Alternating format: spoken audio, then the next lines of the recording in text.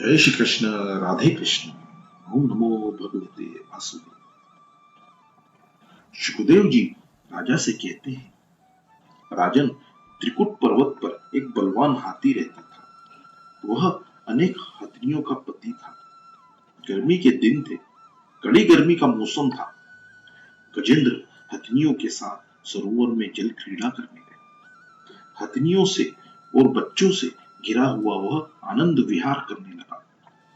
गजेंद्र जल क्रीड़ा में तन्मय है, यह जानकर एक मगर ने उसका पांव पकड़ लिया। उसके पंजे में से छूटने के लिए हाथी ने बहुत प्रयत्न किए। हाथी स्थलचर है और मगर जलचर है, अतः हाथी जल में दुर्बल बन गया। मगर हाथी को छोड़ता ही नहीं है। गजेंद्र मोक्ष की यह कथा प्रत्येक घर में होती है। संसार ही सरोवर है, जीव ही गजेंद्र है और काल ही मगर है। संसार के विषयों में आसक्त हुए जीव को काल का भी भान नहीं रहता।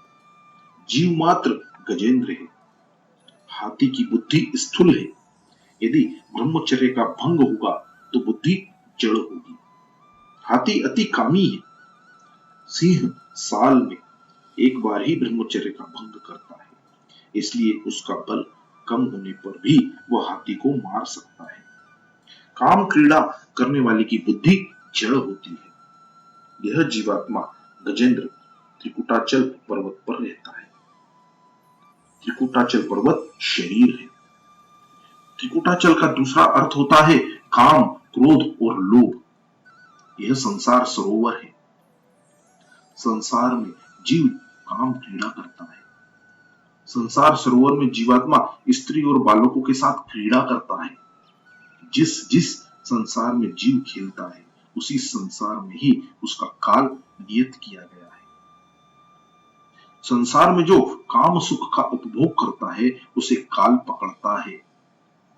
जिसको काम मारता है, उसे काल भी मारता है। मनुष्य कहता है कि मैं काम सुख का उपभोग करता हूं। यह बात झूठी है। काम मनुष्य का उपभोग करके उसे क्षीण करता है। इंद्रियों को जब भक्ति रस मिलता है, तब वे शांत होती है। अनेक जन्मों से जीव काल को मारता चला आ रहा है।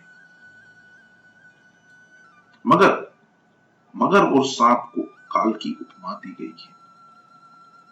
जिस संसार में मनुष्य काम क्रीड़ा करता है, वहां काल भी रहता है।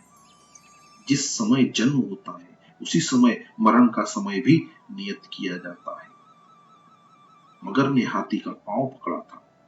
काल जब आता है तो सबसे पहले पांव ही पकड़ता है। पांव की शक्ति क्षीण हो जाए तो मान लो कि काल ने पकड़ लिया है। पांव की शक्ति क्षीण हो जाए तो सावधान हो जाना चाहिए कि अब काल समीप आ गया है। उस समय घबराना नहीं चाहिए, भगवत स्मरण में लग जाना चाहिए। जब काल आकर पकड़ेगा, तब तुम्हें न तो पत्नी छुड़ा सकेगी और न ही पुत्र।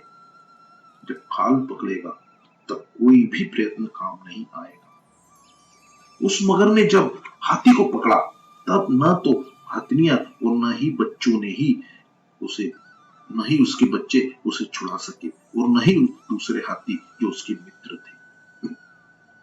मनुष्य को जब काल पकड़ता है, तब उसको कोई नहीं बचा सकता।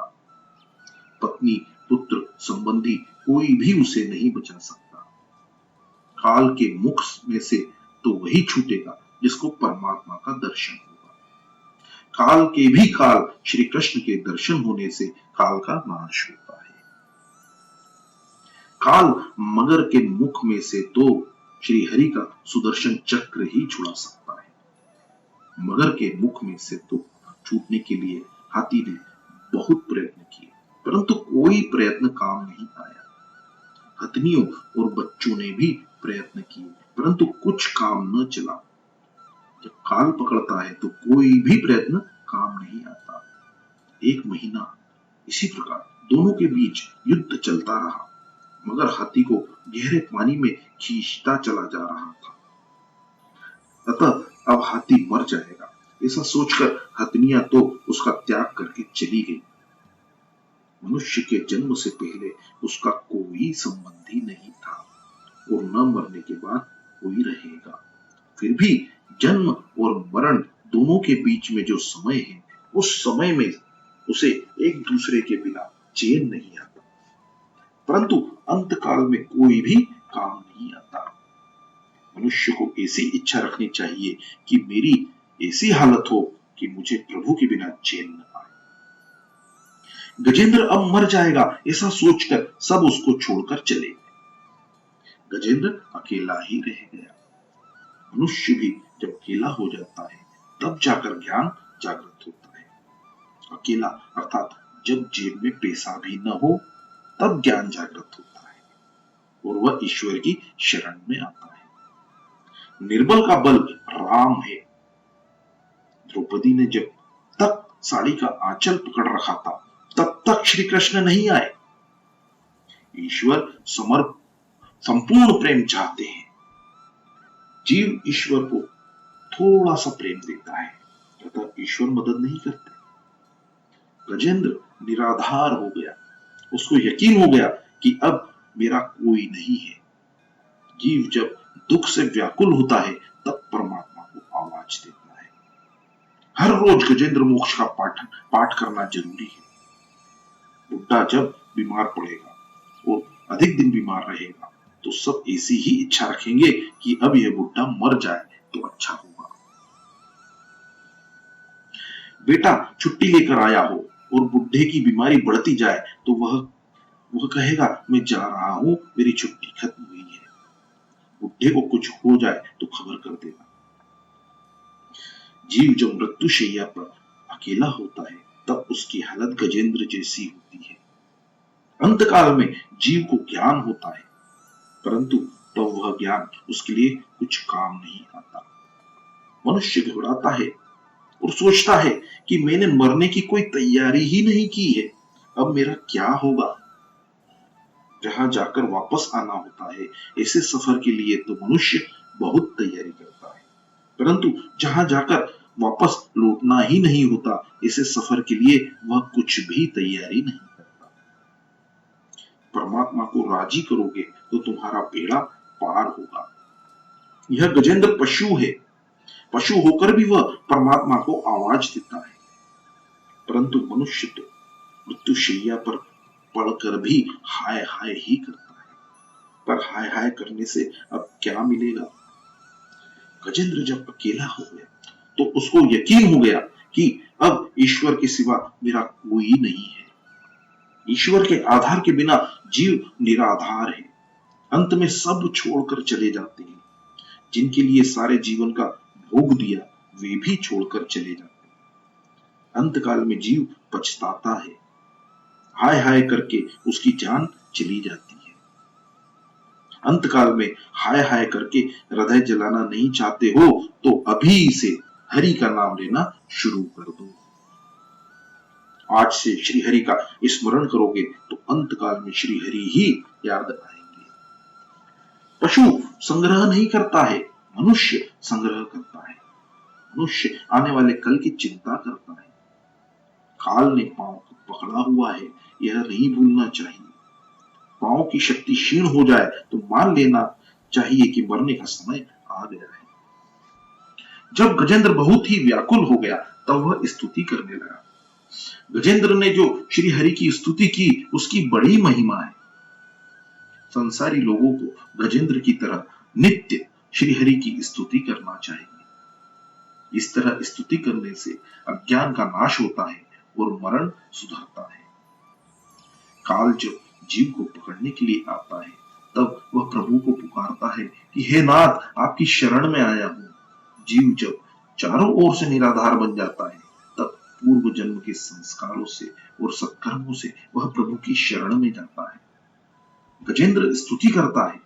भिन्न भिन्न रूपों में नाटक करने वाले अभिनेता के वास्तविक स्वरूप को जिस प्रकार साधारण दर्शक नहीं जान सकता, उसी प्रकार सत्य प्रधान देवता या ऋषि भी तुम्हारे स्वरूप को नहीं जान सके तो फिर दूसरे साधारण लोग तो तुमको पहचान ही कैसे सकेंगे या तुम्हारे स्वरूप का वर्णन कैसे कर सकेंगे। ऐसे दुर्गम चरित्र वाले हे प्रभु मेरी रक्षा करो। पशुतुल्य अविद्याग्रस्त जीव की अविद्या रूपी फांसी को सदा के लिए काटने वाले अत्यंत दयालु और दया करने में कभी भी देरी न करने वाले नित्य मुक्त प्रभु की शरण में मैं आया हुआ मैं वंदना करता हूं। अपने अंश से सर्व जीवों के लिए मन में तुम अंतर्यामी रूप से प्रकट हो रहे हो। सबके नियंता और अनंत ऐसी आपकी मैं वंदना करता हूं। मैं पशु हूं, काल के पाश में फंसा हुआ हूं। जरा विचार करो, जीव मात्र पशु है, सब काल के मुख में फंसे हुए हैं। मुझे काल से बचाओ। जहां काल का वास न हो वहां मुझे ले चलो। जहां काल है वहां दुख है, जिसके सिर पर काल है वह सुखी नहीं है। जहां काल न हो ऐसे अपने निज धाम में ले चलो। जो लोग शरीर, पुत्र, मित्र, घर, संपत्ति और स्वजनों में आसक्त हैं, उनको तुम्हारी प्राप्ति होना अति कठिन है, क्योंकि तुम स्वयं गुणों की आसक्ति से रहित हो। जीवन मुक्त पुरुष अपने हृदय में तुम्हारा निरंतर चिंतन करते हैं। सर्व ज्ञान स्वरूप सर्व समर्थ परमात्मा को मैं नमस्कार करता हूं। नाथ, इस मगर के पाश से छूटकर मैं जीने की इच्छा नहीं रखता हूं। हाथी का शरीर अंदर और बाहर दोनों ओर से अज्ञान रूपी आवरण से ढका हुआ था। ऐसे शरीर को रखकर क्या फायदा। मैं तो आत्म प्रकाश को ढक देने वाले उस अज्ञान रूपी आवरण से छूटना चाहता हूं कि जिसका काल क्रम से आपने अपने आप नाश नहीं हो सकता है। उस अज्ञान आचरण का तो केवल आपकी कृपा से या तत्व ज्ञान से ही नाश होता है। हे नाथ, मुझ पर कृपा करो। शरणागत की रक्षा करने वाले हे प्रभु, मेरी रक्षा करो। मैं तुम्हारी शरण में आया। गजेंद्र इस तरह दुख से आर्द्र होकर श्री हरि की स्तुति करता है। बड़े बड़े महात्मा गजेंद्र मोक्ष का पाठ करते हैं। जब काल पकड़ता है तब जीव भय से व्याकुल होकर कैसा घबराता है। ऐसा सोचकर गजेंद्र जैसे आर्द्र बनकर गजेंद्र मोक्ष का पाठ करोगे तो जीवन सुधरेगा। स्तुति के एक एक श्लोक में दिव्य तेज भरा हुआ है। इस स्तुति का पाठ नित्य करोगे तो अंत काल में परमात्मा लेने के लिए आएंगे। प्रातः काल में पवित्र होकर जो भी व्यक्ति भगवान की गजेंद्र स्तुति पाठ करेगा, उसकी बुद्धि अंत काल में भी निर्मल रहेगी। उसे अंत काल में भी श्री हरि का स्मरण रहेगा।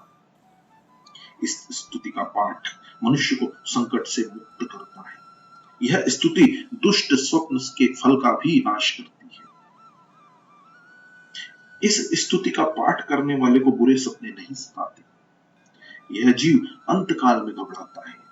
जब वह चेतनहीन हो जाता है तब यमदूत उसे बाहर निकालते हैं।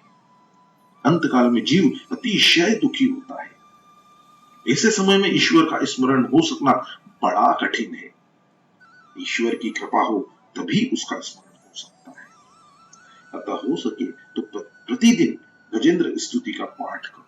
हो सके तो मत्स्य अवतार चरित्र का भी पाठ करो। मध्य रात्रि को परास पंचाध्यायी का पाठ करो। ऐसा करने से प्रभु कृपा से काम उसे नहीं सताएगा। गजेंद्र प्रार्थना कर रहा है, अब तो मुझे अविनाशी दिव्य शरीर दीजिए। यमुना महारानी की कृपा से अलौकिक शरीर के नूतन तत्व का ज्ञान मिलता है। नाथ, कृपा करके मुझे अव्यय अविनाशी तेजोमय शरीर दीजिए। नाथ, आप शीघ्र ही पधारे। हे गोविंद, हे नारायण, मैं दीन हुआ हूं। काल के मुख से मुझे मुक्ति दे। जब उस गजराज को बचाने के लिए ब्रह्मा आदि कोई देवता नहीं आए तो परमात्मा को चिंता हुई। वे स्वयं दौड़ते हुए आए। द्वारिकानाथ निराधार के आधार है। अंत काल में याद करने पर वे दौड़ते हुए आते हैं। गजेंद्र ने भगवान को आते हुए देखा तो उसने सरोवर में से एक कमल का फूल लेकर भगवान को अर्पित कर दिया। तुलसी और कमल परमात्मा को अति प्रिय है। परमात्मा की नाभि से कमल उत्पन्न हुआ है। कमल ब्रह्म का सृजन नहीं है। भगवान ने उस कमल के फूल को स्वीकार किया और अपने सुदर्शन चक्र से मगरमच्छ का वध किया। ज्ञान चक्र से ही काल का नाश हो सकता है, ऐसा ज्ञान होना चाहिए। कि सब में भगवान दिखाई दे। जिसे ब्रह्म दृष्टि प्राप्त होती है वह सभी स्थान और वस्तु में प्रभु का दर्शन करता है। ब्रह्मज्ञानी तो संसार में कहीं भी मिल जाएंगे, किंतु सुखदेव जी सी ब्रह्म दृष्टि वाले बहुत अल्प ही मिलेंगे। ऐसे ज्ञानी के लिए संसार बाधक नहीं है, अज्ञानी के लिए संसार बाधक है, ज्ञानी को नहीं। ज्ञानी के लिए जगत जगत है ही नहीं। मनुष्य को अज्ञान की पकड़ से छूटना है। भगवान ने सुदर्शन चक्र से मगरमच्छ की हत्या की थी, अतः सुदर्शन भगवान के दर्शन से काल की हत्या होगी। सर्व में भगवत दर्शन ही सुदर्शन है। जब काल पकड़ता है तो उसकी पकड़ में से काल के भी काल भगवान ही छुड़ा सकते हैं। सुदर्शन से काल रूपी मगरमच्छ का नाश हुआ, इसका अर्थ यही है कि तुम्हारी दृष्टि जब सुदर्शन अर्थात सभी में प्रभु का दर्शन करने वाली होगी, तभी तुम काल के मुख से मुक्त होगे, तुम भी तब काल को जीत सकोगे। ऐसे ज्ञानी पुरुष का काल क्या बिगाड़ सकता है। जिसके हृदय में सबके प्रति भगवत भाव जागृत हुआ है, वह काल के मुख से स्वयं मुक्त हो जाएगा। सब में श्री कृष्ण का दर्शन करते करते उसको अपने में भी श्री कृष्ण का ही दर्शन होने लगता है। अपने स्वरूप में श्री कृष्ण का दर्शन करोगे तो काल तुम्हें मार नहीं सकेगा। शरण में आए हुए गजेंद्र का जिस प्रकार उद्धार किया, उसी प्रकार शरण में जाने से सभी जीवों का प्रभु उद्धार करते हैं। जय श्री कृष्ण, राधे कृष्ण। ओम नमो भगवते वासुदेवाय। जय श्री